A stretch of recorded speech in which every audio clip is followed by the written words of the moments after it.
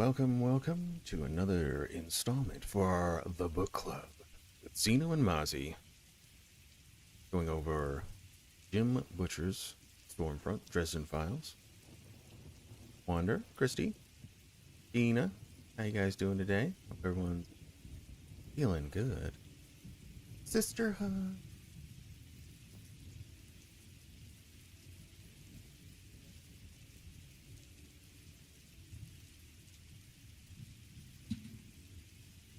Right. How we doing today? Doing fantastic. Mine didn't start right away, so mine's a little delayed, but I'll catch up. Don't worry, I'll catch up. Get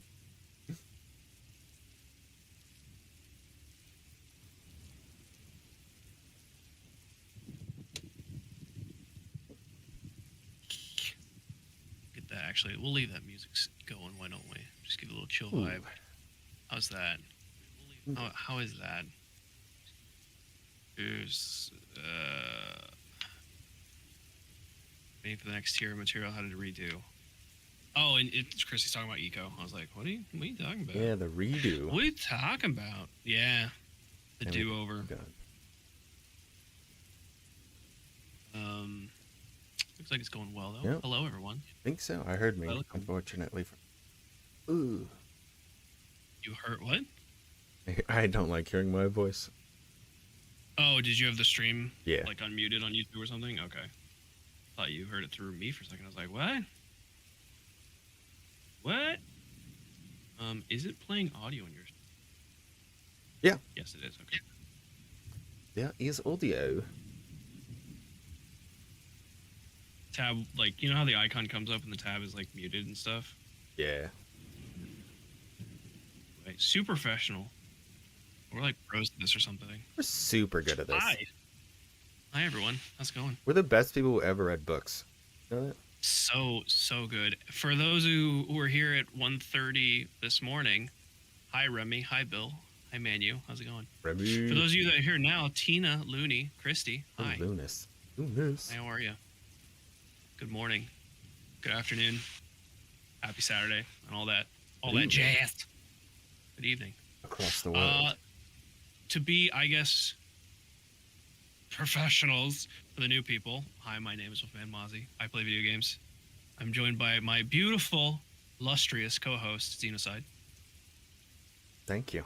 Yeah, I'm Xenocide. We're going to be going over the Dresden Files Stormfront today, chapters 6 through 10. By Jim Butcher. So this is a continuation of our book club series. I'm super excited. I had so much fun. Hey, Wander. I had so much fun in the first one, so I'm excited. Plus, we get some juicy chapters in this, but we'll get to that in a moment. Don't you worry. You two on the laptop isn't being nice. Not the laptop. Not the laptop. I guess from your initial thoughts, well, alert window. Oh, there it is. There's the sound. Oh, I gotta make sure you're unmuted because we may have a debacle of last time. Hold on. Lunas checked already. He said he could hear me. Yeah, all right. Cool. Just making sure. Noodle says more Dresden. Woo! Yeah, Noodle, how you doing? You better believe it, honey buns. Wiggly Captain. How you doing? What's up? We're playing D&D tomorrow. Not you and I, but Noodle and that group. Because we can't. I guess our first section is next Sunday for Remy's. I'm super excited. Kyle is out. Me too. I'm actually really excited to play my character. And for the whole shebang. We'll talk about it later. We're going to talk about books and Dresden and all of that good stuff. Mundo, I'm not even going to try and pronounce your whole name. Hello, Mundo. Welcome. Mundu. What's going on? All right. Well, without any delay, let's jump into it.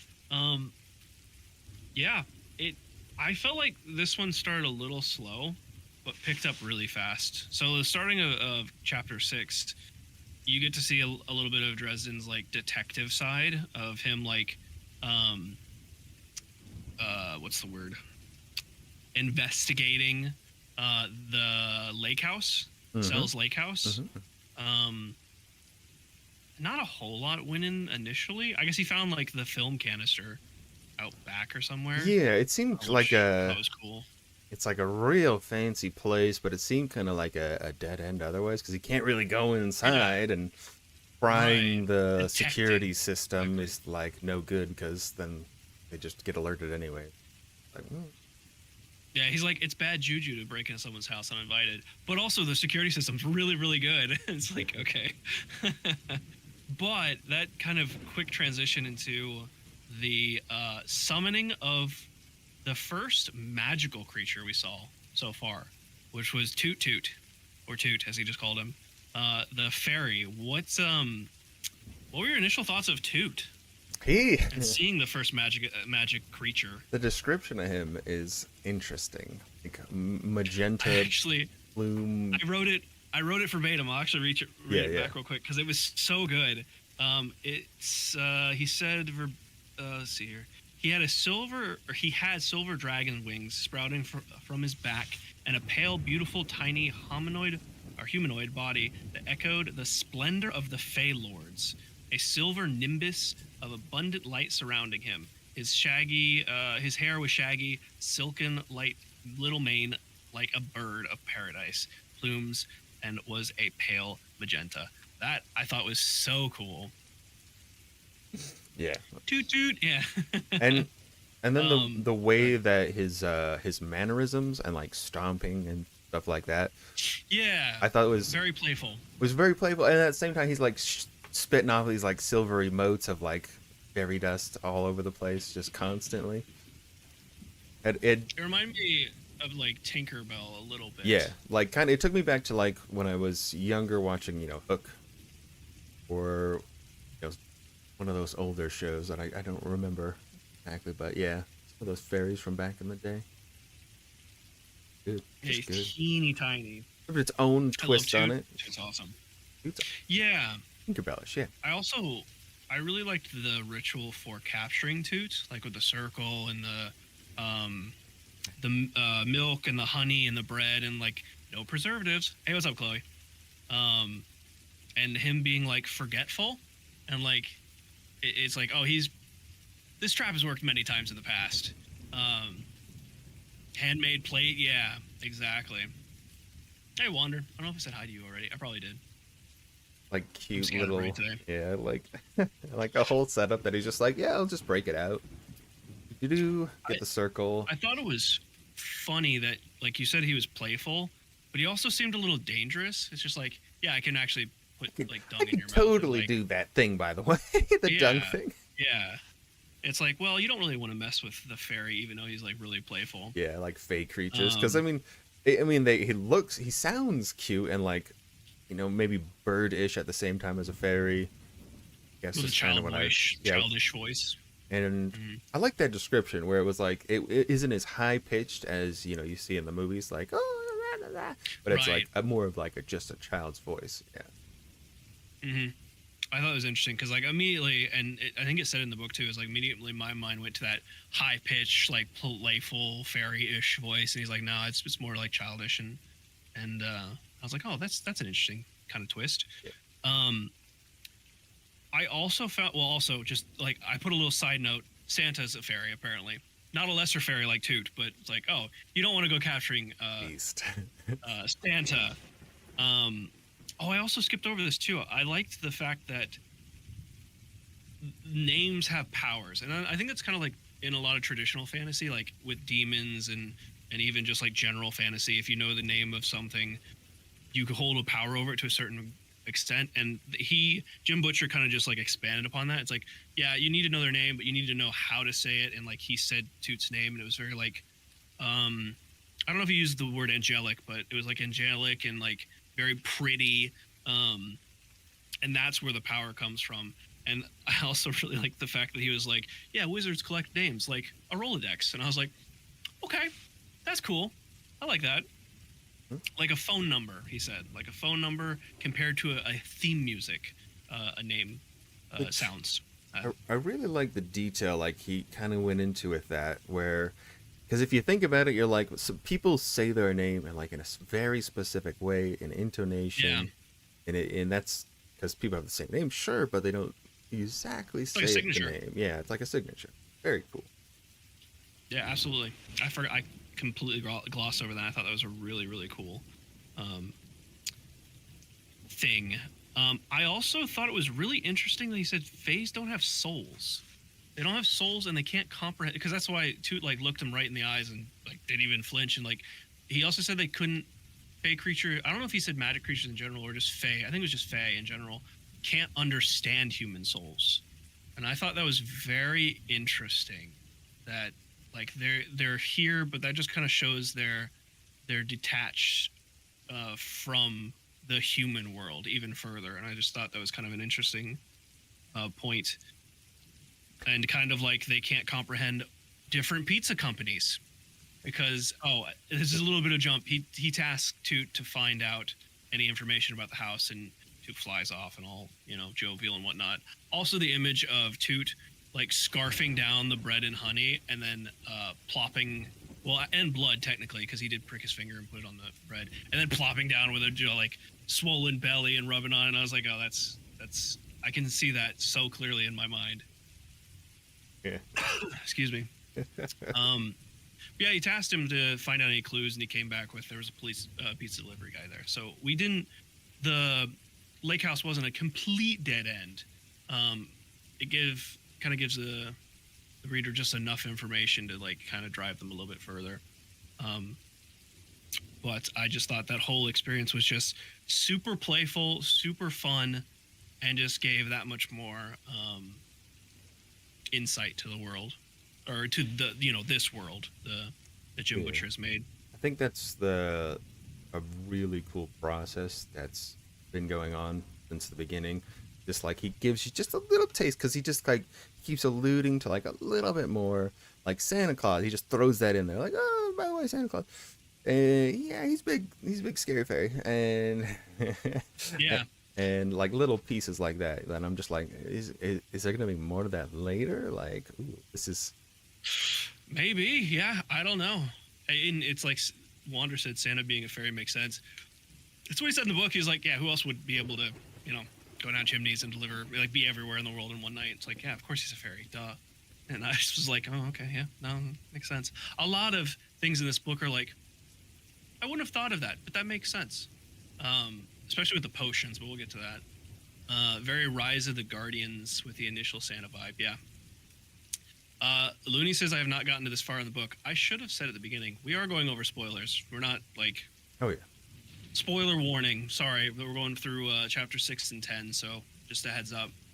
But yeah. Anything else before we go to chapter 7? No, I think that... Chapter 7 introduces a very interesting character that I don't know if I like him. I don't know if I like him, dislike him, or love him. So we get an introduction to the first White Council member, I guess. He's kind of a lackey, but we got to meet Morgan, coming out of the shadows with a giant, well, not a giant sword, just a sword.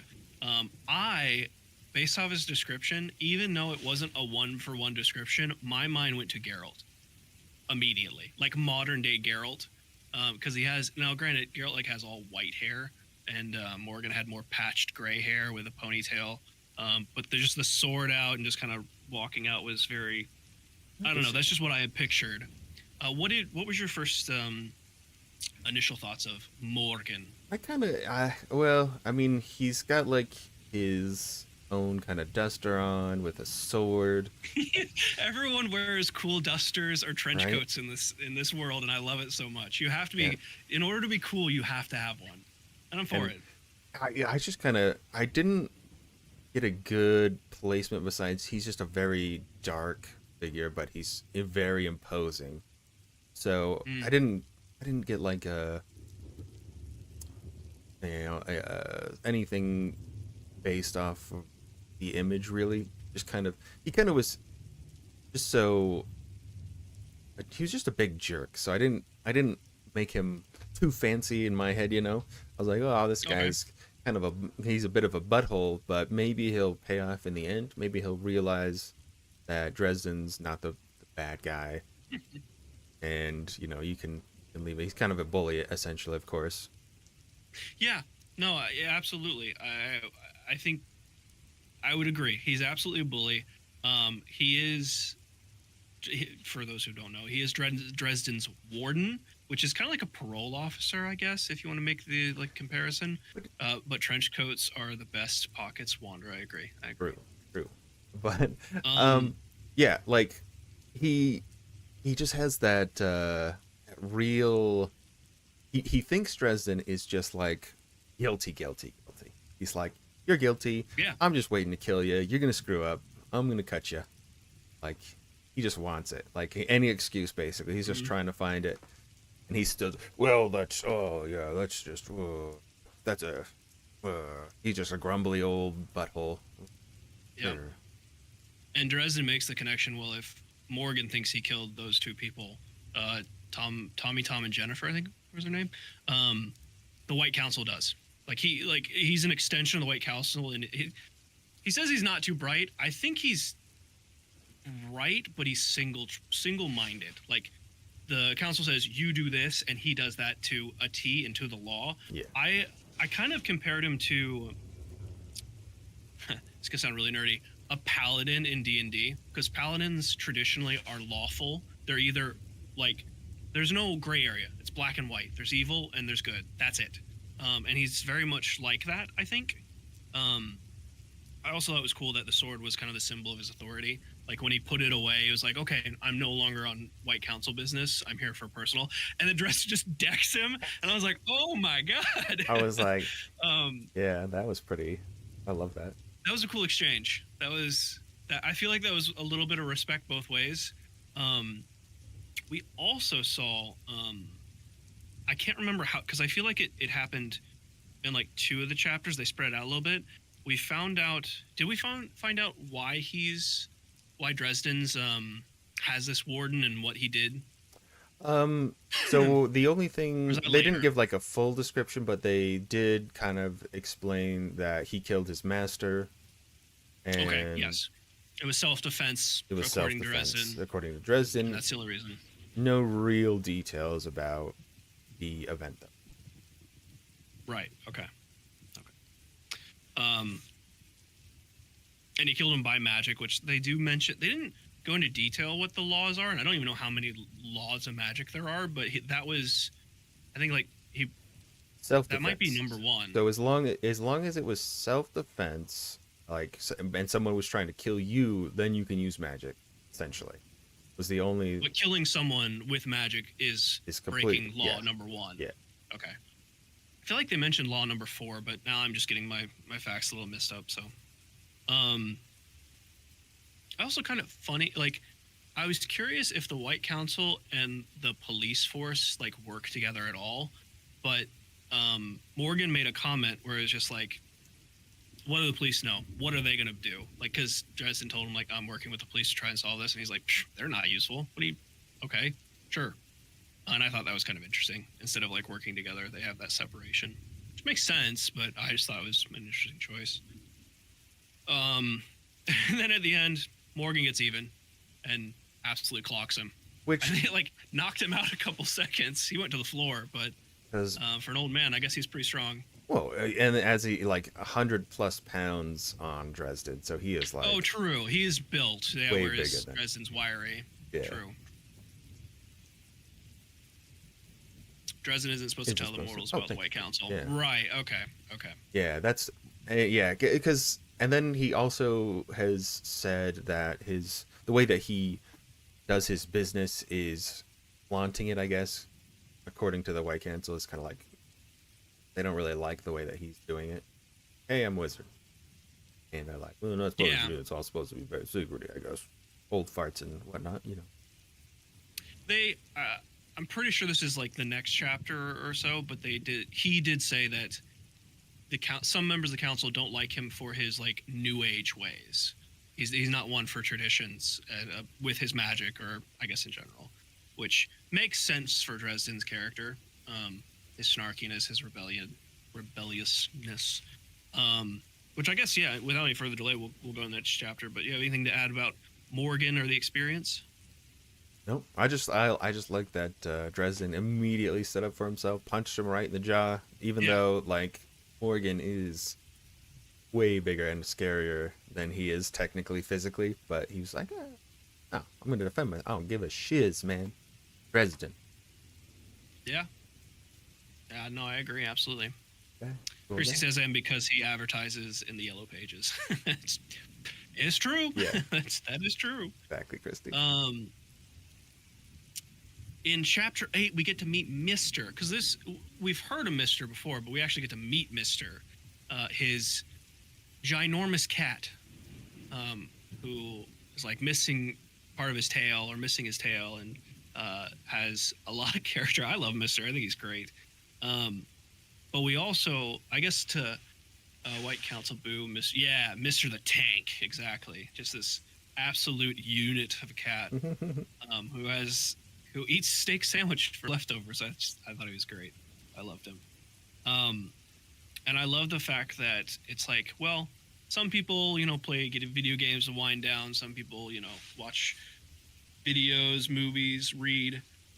Dresden makes potions and does magic to wind down. And that's when I think this is the first description we got of his house or his place, his home, which was really cool. What did you pick? Like, in them describing of it, what did you picture his house and his abode? He's, pretty sparse, I guess, since having trouble paying the bills and pretty doesn't seem like he's well to do essentially with his work. Everything is still kind of slow. So he's probably still in the early phase. I mean, he has his own business, sure, but he's pretty much, just living in the city. And I thought it was interesting, like he has like the whole downstairs part, Yeah, downstairs and then the sub basement, which I thought he's in the basement and he also has the sub basement, and I was like, that's interesting.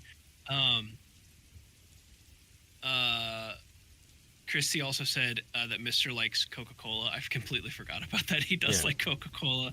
I thought that was an interesting choice, but hey, Mister the Tank can drink whatever he wants, I guess.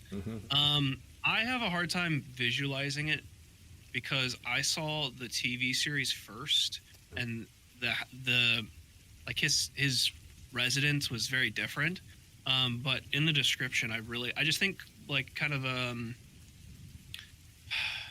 almost like a cellar, like just a dark, like dimly lit cellar. And I mean, that's kind of like because he has all the candles. He doesn't have like traditional electricity because of the whole magic thing. What's going on, Nightbot? Oh, Nightbot's freaking out. It's fine. Nightbot's drunk. Don't worry about him. But in order to wind down, Dresden decides to make some potions. One to wind down, but also he needs to make one. And then we get introduced to Bob. Bob is amazing. I also, from the they did a really good job with Bob in the TV series. I think they changed him a little bit in terms of his backstory, but Bob is a air spirit that resides in a human skull. An air spirit, it says it's kind of like a fairy. It's kind of like a fairy, but like adjacent, which essentially is a magic computer. He just remembers stuff, potions, spells. He's been handed down through many wizards, a wealth of knowledge, and extremely horny. And I was like, of course he is. Yeah. Why not? Yeah, that's he's so frisky. Oh, so frisky. Love him. They even mention spirit of knowledge. It says spirit of air in the book, and I was like, what do they mean by that? But he is a spirit of knowledge. Spirit of intellect. Okay. Chips, Aldrich, Chips. Yes, Bob is fantastic. He's great. He went over the incident with a frat house or something that Bob got loose. Oh yeah. So it makes it sound like Bob can leave the skull, but I don't know how. Like, So- I guess we might see that later. I think Dresden, he was like, hey, let me out. Because Dresden has to let him out, I guess, from the skull. So his spirit can, like, go and party. And he's like, dude, I'll let you out. And then I found you at the frat house. Come on, remember? Like, oh, yeah. Great. Awesome. He had a good I time. think it's part of the, like, he makes a deal because the whole purpose is Dresden wants to make an escape potion, and Bob says, yeah, but you have to make a love potion too. I think it's like one of those. He like, I can help you make this spell or whatever, but you gotta let me out for an hour or something like that. I just don't know how, because like I don't know if he just like goes out in spirit form or what. So we might see that a little bit later. But the potions I thought were awesome. According to what they said, the potions require 8 ingredients. It was, did I don't know if I wrote it down. Yeah. It was like it's one for all the 5 senses, and then a base, something for the mind, and then something for the soul. And that's like the whole thing. And I did write down the specifics of the, oh no, here we go. I have it. First, you need a base to form the essential liquid content. Then you need to engage all the senses, so that's 6. Then you need something for the mind and something for the spirit. Yeah. And that's essentially what the potion is. And he also said, like, they're not tricky. They're just a lot of stirring, getting the ingredients right, and waiting. And I was like, that's interesting. That's an interesting way of looking at it. But the first potion, and this is kind of like I said earlier, where it's just like, I never thought of that, but it absolutely makes sense. The escape potion is 8 ounces of Jolt Cola, which my mind immediately goes to some sort of like energy drink. Surge. A drop of yeah, Surge. Yeah, exactly. A drop of motor oil for the smell. A cut of bird's feather. I think it's like shredded or something. 8 ounces of chocolate-covered espresso beans. Makes sense. A shredded bus ticket. A small chain broken. I didn't really understand that one. A white cloth with a flickering shadow, and mouse scrapers. I think it was scrapings. I may have miswrote that. I guess. Jolt Cola was from the 90s, and it was gross. You know what?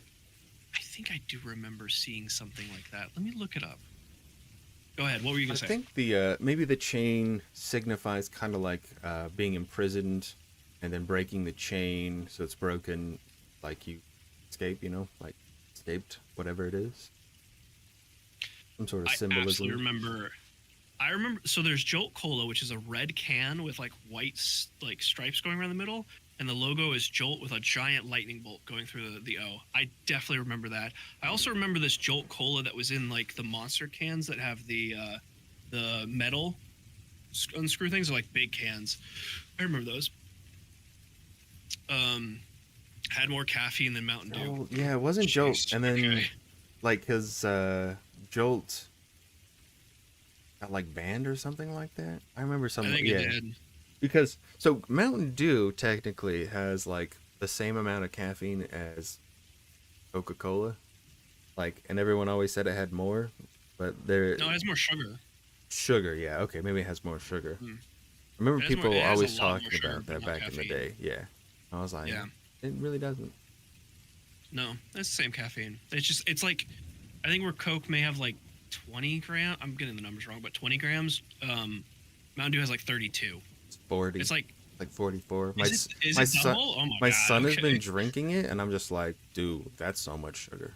Like, he loves it. Like, It's so much sugar. I don't know. I think if I ever had a hankering for Mountain Dew, I'd have Diet Mountain Dew. Diet Mountain Dew is one of the few diet drinks that I'm just like, I don't mind it. But honestly, it's just not something I go for. The bus ticket reminds me of Lost Room. I don't know what that is. Lost Room. Yeah, I haven't heard. I haven't heard of that, sad. But then you have, and then Bob is like, well, gotta do the love potion. This was amazing. I loved the love potion. Because it was like, I feel like something's gonna go horribly wrong. Because it starts off with like, okay, what is the base? Tequila. Like, pretty sure the base. Dresden's like, no, the base is champagne. And Bob's like,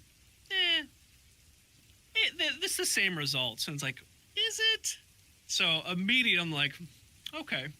But it's tequila, chocolate, a drop of perfume, shredded lace, last sigh at the bottom of a glass jar, some candlelight, ashes of a passionate love letter, which was amazing because Dresden was just like, yeah, okay, I don't have that. And he's like, okay, well, just go to the shelf and pull off that smutty book and turn to page 132 and just, give that a light. It's like, okay, whatever. And then a teaspoon of diamond, which again, he's like, you got a $50 in your pocket. Just crush that up. It'll be fine. And I was just like, wow, this is amazing. It's just, everything just makes sense. It's the money. Yeah. He's like, no, money's sexy. It's like, okay, sure. Oh, yeah, baby. Yeah, the whole time Bob is just like, yeah, trust me. That's Christy says Bob wants a dirty love potion. He absolutely does. Or trashy. Yeah, he really does. Nice trashy Wander one, says, Lost Room was a limited TV series with a similar overall concept as the artifice of the game control. I'll take a look. I've never heard of it. So what did you think of the potions and like the whole process of I want to see him drink them. That's what I want. Oh yeah. It's super cool. It's like you got the build up and he's got them and then he puts them like in a squeezy bottle. yeah. A nice little Capri, like resealable like, Capri Sun. You're expecting those wizard bottle, like a flask. He's got his flask. No, squeezy bottle. Have you ever seen those like pureed apple they're just any kind of pureed fruit that are in like the Capri Suns, but they have the plastic like caps that you can unscrew. You can just like, they're like this big. They're just like handheld. You can just like squeeze.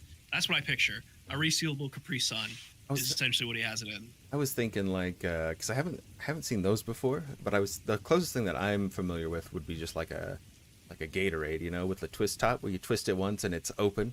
It has just the one hole at the top and you just give it a good squeeze. Yeah. Okay. I can see that too. Even the escape potion, because Dresden was like, is it the gotta go fast one or the teleporter one? And Bob's like, a bit of both. It's like, what?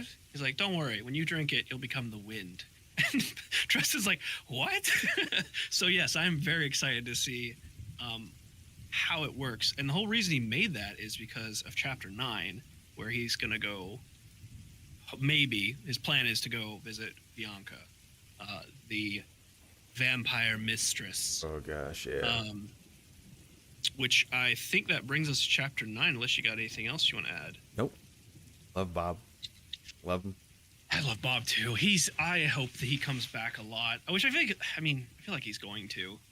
He's just I want to learn more about him and like his history and what happened to him and things like that.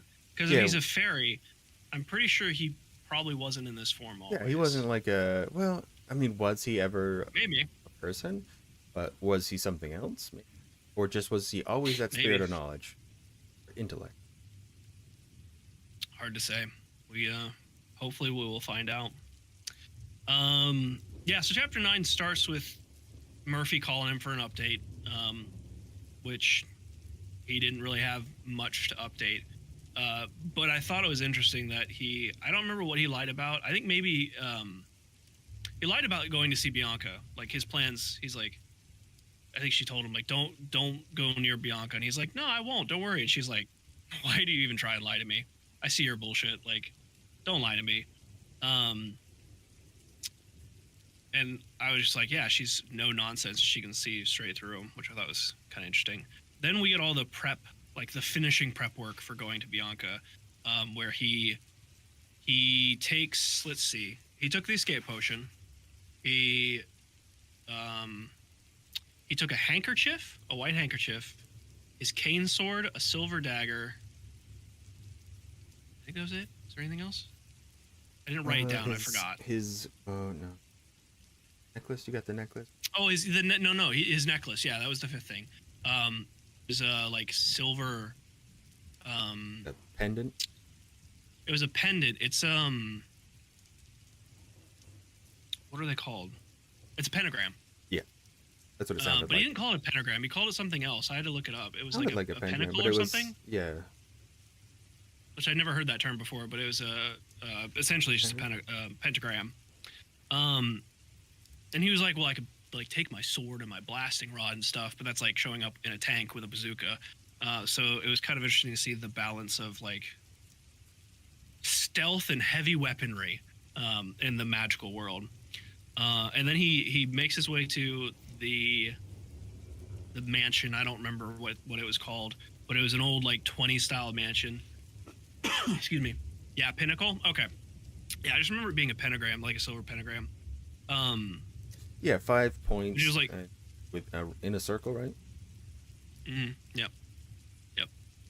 I think it's this. It's not an inverted pentagram. It's just like a star, um, like a standard star. And he said it was his mother's. His father gave it to him, but it was his mother's. Um, And it and wasn't then yeah, a so he pulls. symbol Go of ahead. faith. Oh, that's right, because No, like a cross or something like that would be really obvious, but it's something that he believed in. So yeah, he said. I think it came up a little bit later in this chapter. But he said that the power comes in the belief, and he wouldn't be able to ward off a mosquito if he wore a cross because he doesn't believe in faith, but he does believe in magic, and that is a magical symbol that he holds that's cool. dear. I like the distinction. Oh, okay. Thank you, Christy. She put a link for the item in this that sells, Oh, cool. so we can see it. Thank you, Christy. The screenshot channel. Thank you. I will actually. You know what? I'll look at that right now, so we get just kind of a frame of reference. Hopefully, this doesn't break any. The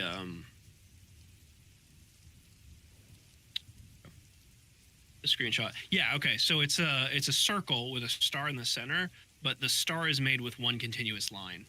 Like it's a pentagram essentially. But it's cool. Yeah. Okay. It's kind of what I envisioned, so it's nice to see it. So yeah, the house, the old mansion that Bianca is like her headquarters, I guess, is an old 20s style mansion rumored to be built for Al Capone. Very high class, that kind of roaring 20s look to it. Yeah, and this is where he goes over the pinnacle thing.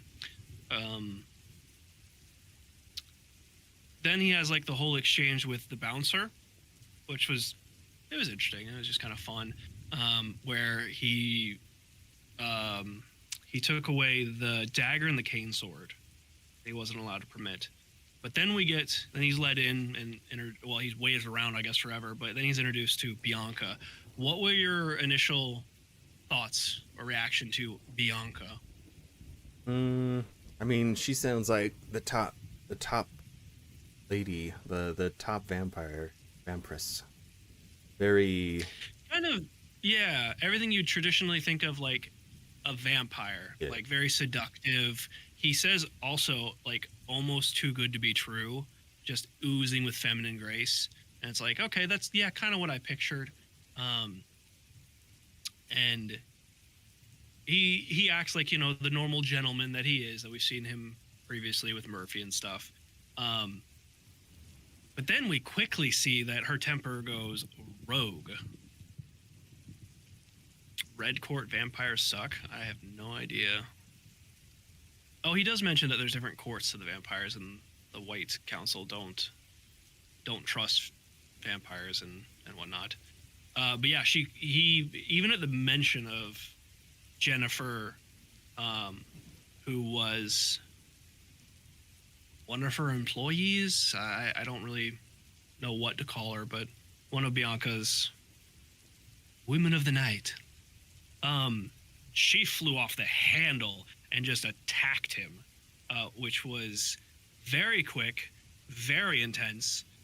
Where Dresden counters with the pocket full of sunshine, which was the white handkerchief, which we then see her true vampire form, and man, oh man, was it grotesque. What did you think of her true form? Oh yeah, like I mean, I feel like you saw it coming. You're like, okay, yeah, she's a real beast, and then she flips the switch. Yeah, like Noodle said, running his mouth. That Harry does, and yeah, so she like flips out, and got to defend himself and keep her from ripping his throat out right there. But yeah, and barely does it too. Apparently, she nicked them a little bit. I don't think you mentioned the Red Court, but it's fine. We'll get to that. We'll get to that when it comes to it.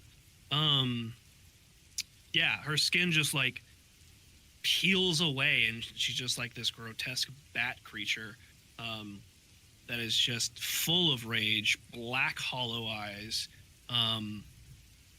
They have this intense standoff where he's just like, Christ, woman, I just want to talk. And she's like, no, death. I must eat you. And eventually, like he gets her not to, doesn't get her to calm down, but he gets to the point where they can talk. And I guess she was And she so gives him mad immediately because she assumed he's the guy that killed her, right? Because he's the only one. yes, Everyone thinks yeah. Dresden is culprit for this. Mainly because according to everyone that we've heard from so far, he's the only one that has the power to do it. Yeah. Like he is the only one. He's just like great, another person who thinks I killed people. I thought it was very interesting that we saw immediately after the rage when she was eventually just like she admitted defeat. We saw an extremely vulnerable side to Bianca.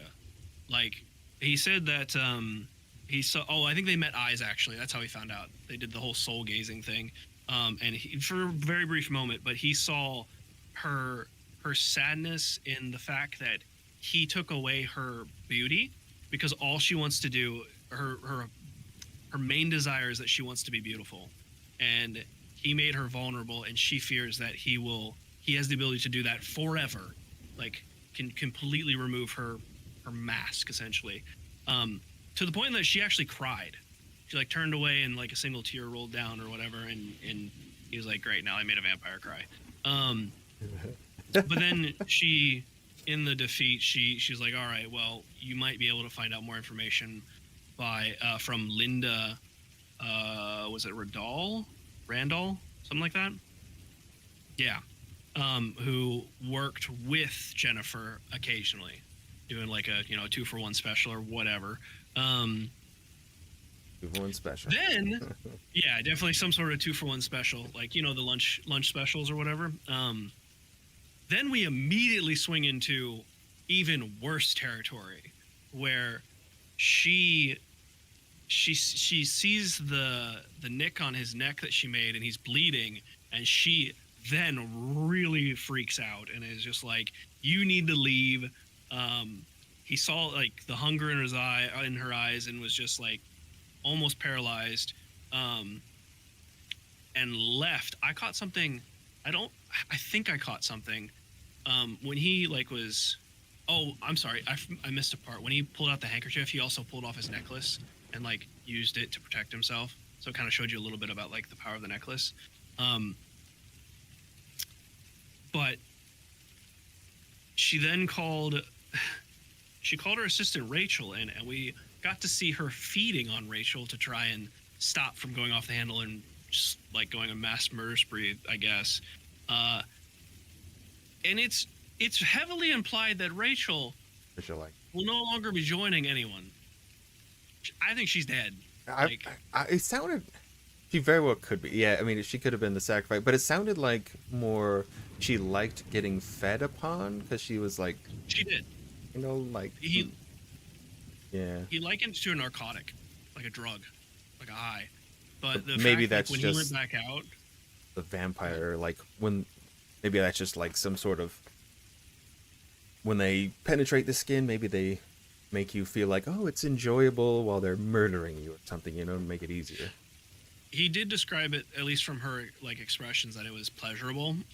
I don't know if it's that, or if it's like maybe something in the saliva in a chemical sense, or maybe it's like a trance that they put him in. Yeah. Hard to say. That he didn't explain that too much. I mean, he probably doesn't know, but she definitely was under some sort of influence. But when he went back out, because she told him like Rachel will come bring you a message, and Rachel did not come back out, and the guard was just like, here's your message. Oh, and also the fact that she was like, Bianca told Dresden that she will make sure he regrets this, and he was like, oh no.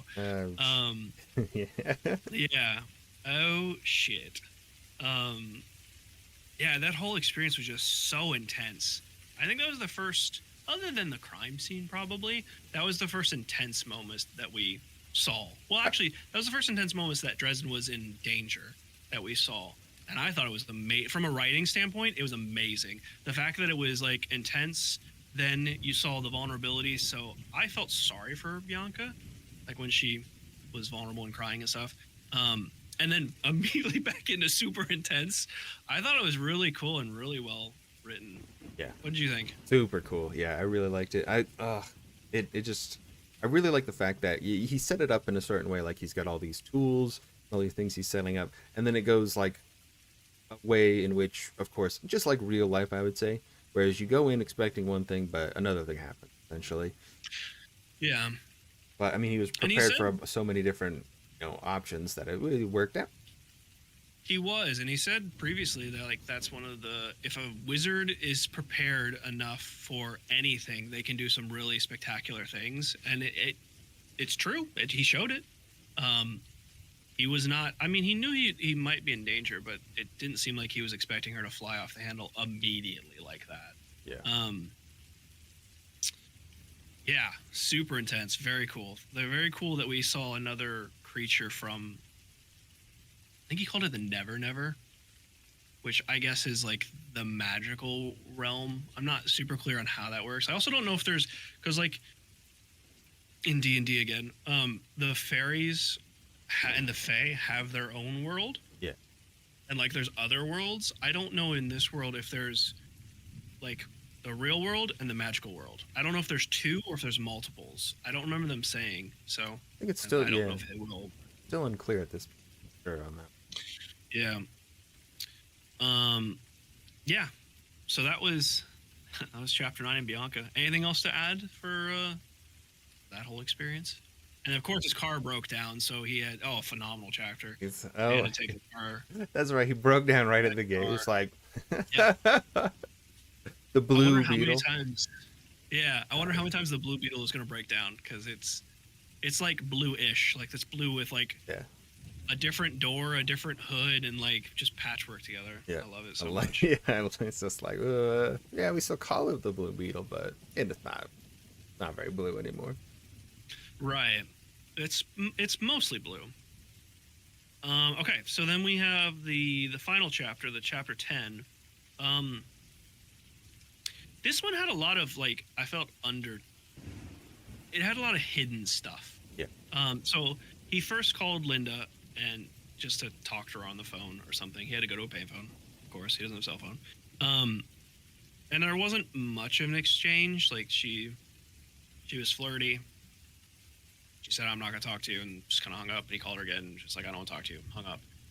He from the phone call he could pick up like that she was at an airport, like just from background sounds, because he showed actually in the chapter before that he had really good hearing because he listened to the bodyguards calling back into the main house, like when he was like, "Hey, I'm Dresden. I'm here to see Bianca and all that," and he could listen to most of the conversation. So he heard that, and he was like, "All right, cool. I'll chance it and go to the airport and see if I can just, meet her in person."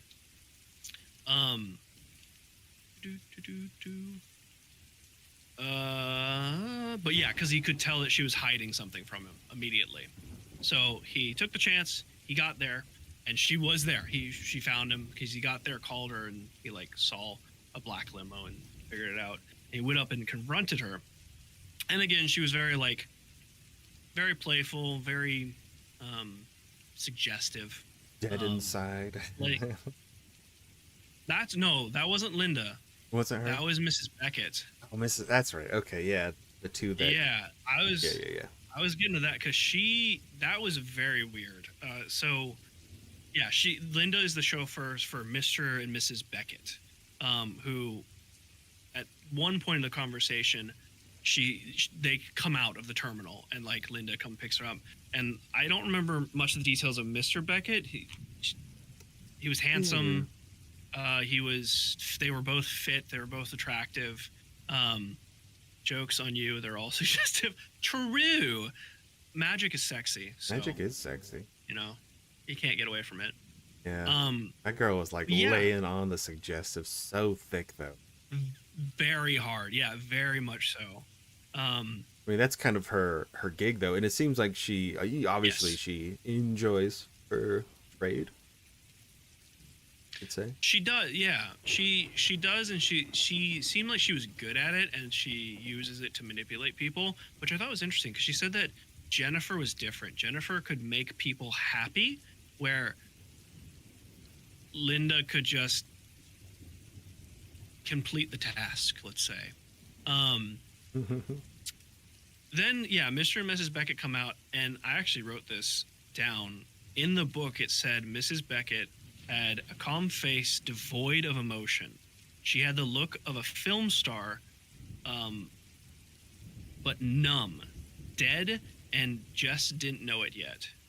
And I was like, wow, that is intense and very strange. Yeah.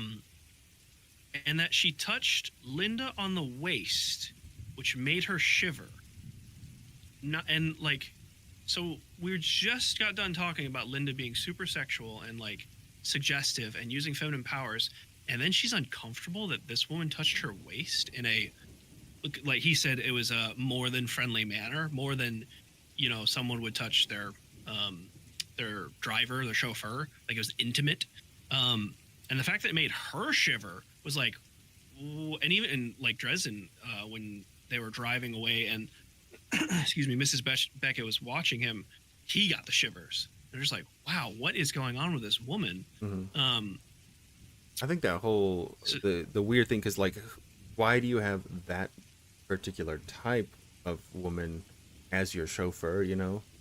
And this whole that too, yeah. It's just very interesting. Yeah, a lot of it underlying. Was a lot of puzzle pieces not fitting together, and just more questions than answers. And I thought that was very, very interesting. Taco Saturday today. Ooh, tacos. Tacos. I'm actually making a very special meal today. Plug. I'm going to be filming it and posting it as a video at some point in the future. So if it goes well, this is my first attempt, so we'll see. Yeah. So that, and then he goes in like the airport and has a coffee, and it's just like, okay, what the hell was that? And then he calls the pizza guy, which oh jeez. Interesting interaction, but he gets a lot of information. I'm probably going to do chicken wings. That sounds nice too. This was like a bit of a cliffhanger, really.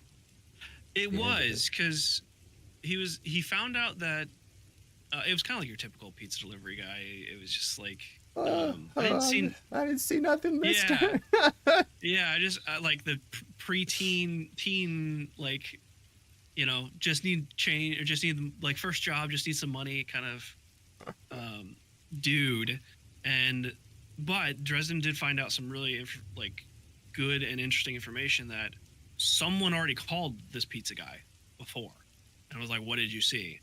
And the pizza dude, eventually Dresden convinced him to tell that the pizza dude saw someone sneaking around the house taking pictures, and he saw sexy times happening with multiple people inside the house. Big sexy times. Which I don't remember what it was like. Was it a couple days before? It was recent that he saw it. And then Dresden kind of put two and two together and was like, what? Stop. Sorry, he's a delivery guy. He what delivers can I say? The deliciousness. He delivers the thing. Steamy hot circles. Sorry, that's what we'll call them. Would it be better if I told you it was pineapple pizza that he delivered? Oh, how dare you! I mean, salty, sweet. You get the sugar for the initial energy, and then the carbs for the long-term energy. Okay. Anyway, give me a hot disc. But he put two and two together where someone was taking pictures and he found that canister of film. He was like, oh, that makes sense. And then from that point, you love it, Looney. Love it. The pizza, not the, well, anyway. So then he heads home and just to like decompress to almost dying a couple times and just to like process the information. And then he gets jumped by some dude with a bat. Whammo. He gets absolutely wailed on. Yeah, absolutely wailed on, and hobbles inside and recovers from that. Shows you that even if you're a powerful wizard, baseball back to the back of the head is still pretty devastating. Yeah, and magic can get you so far. However, his Smith & Wesson 38 will come in very handy against bats and real world situations. which I thought was just kind of like an interesting, like, yeah, there's magic, but a gun helps too. Um, just kind of adds that blend of like the magical world and the real world. It's like, yeah, he's a magical wizard wearing trench coat dude with a revolver. Nice. Very, very much noir. But yeah, that pretty much wrapped up chapter 10. Last line. The very last line I found to be most interesting, because he's all pissed off by getting batted, gets up, he hobbles, and then he goes and says, head was throbbing and my hands were shaking, but I went down the ladder to my workroom and started figuring out how to rip someone's heart out of his chest from 50 miles away. Who says I never do anything fun on a Friday night? Yeah, he did say. I forgot about that part. That was so good. I thought you were gonna bring up his pep talk, where he's like outside, just like bleeding. He's just like, "I'm a goddamn wizard. No one makes me bleed." Just like hobbles inside, crawls into his recliner. But no, that's such a good last line. Such a good cliffhanger. That's also interesting too, because he said in earlier chapters that magic is a lot of emotion. So in order to try and figure out, I mean, I guess you could do like a theory craft kind of. It's just like, how would this work? But point. He might have to put himself in a weird emotional place to actually figure that out. Which now he's pissed off. It's perfect timing. Yeah. Think about it. That's why we keep a big stick in the foyer, Christy says. Yeah. Yep. Absolutely.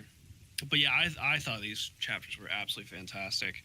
I've enjoyed it really does. Yeah, I've enjoyed all the chapters, but these 5 just got so they weren't all intense, but they had such intense moments that it was just like, it's just hooking the reader more and more into the story. And I love seeing the magical, like seeing the fairy, like Toot, seeing the fairy, Bianca, seeing the vampire, and just, I want to see more and more creatures. I also want to find out more about the White Council and how that works. Yeah, exactly. Just old fuddy-duddy guys doing, alchemy, experiment, whatever he said so far. Right.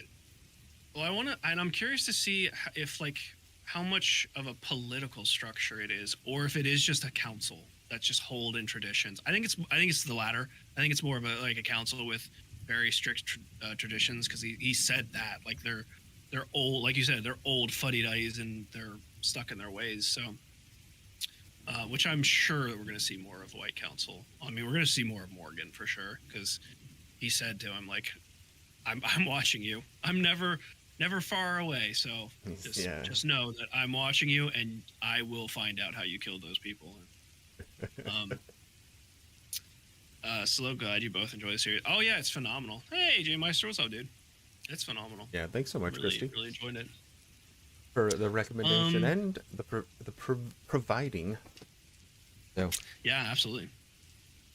Absolutely. I'm enjoying this thoroughly. And I'm looking forward to jumping into his other series as well eventually.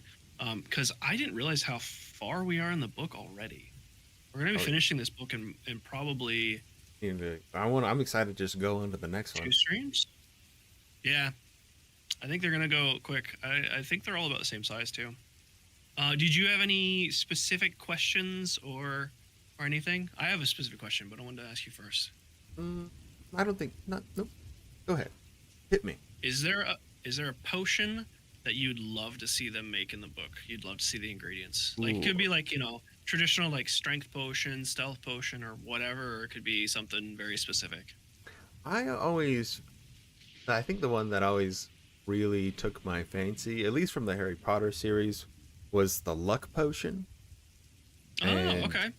And how that just is like the cool. I think that's one of the coolest ideas. It's not just like a direct, hey, it just does this one thing. It does something so cool that it just affects everything. Yeah, that would be cool. I didn't think of a luck potion. That'd be very neat. Could you guess, or what ingredients do you think, or maybe a few ingredients you think would go into a luck potion? Like, I feel like a 4-leaf clover. Yeah, so 4-leaf clover, definitely. Maybe just like something that's lucky to you personally. Like, people always have some sort of lucky sock or some lucky or whatever, something weird like that.